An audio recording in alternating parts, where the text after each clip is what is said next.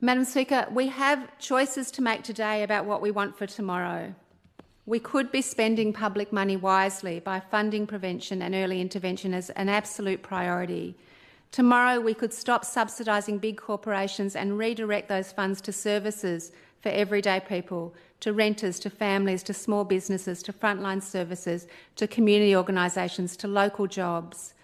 Tomorrow we could reform public spending to address inefficiencies and money that's not working in the public interest.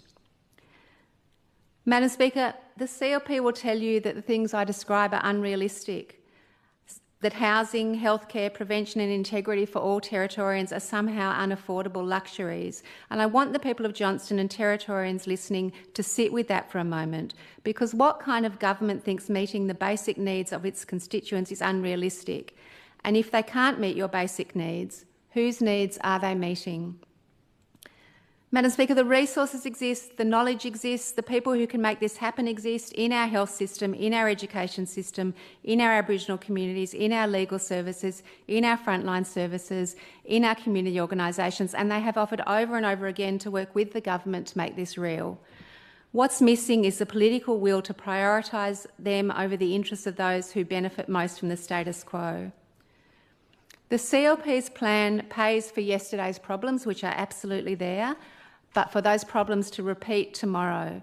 In investing in prisons instead of prevention, in investing in hospital admissions instead of housing, in crisis response instead of care, that's all a choice and it's the wrong one. Tomorrow, if this government chose to, we could stop that cycle. We have the ability to do all of that. Madam Speaker, the choice before us in 2026 is clear. We can keep doing what we've always done and keep getting what we've always got, or we can choose an alternative territory where every single person has a safe home, where healthcare is accessible in the city, in remote communities, at every stage of life, that communities are safe in the long term because we prevent harm, not simply respond to it, that integrity is the rule, not the exception, that education is universally properly resourced and valued, that the environment and water we depend on are protected for future generations, where Aboriginal self-determination is fully realised, where development that benefits the community is prioritised over development that destroys the community, and where the budget serves people first and for the long term. To my community of Johnston, this is not a fantasy. It's grounded in the conversations that we have every week, at the markets, at the schools, at the front doors of your homes.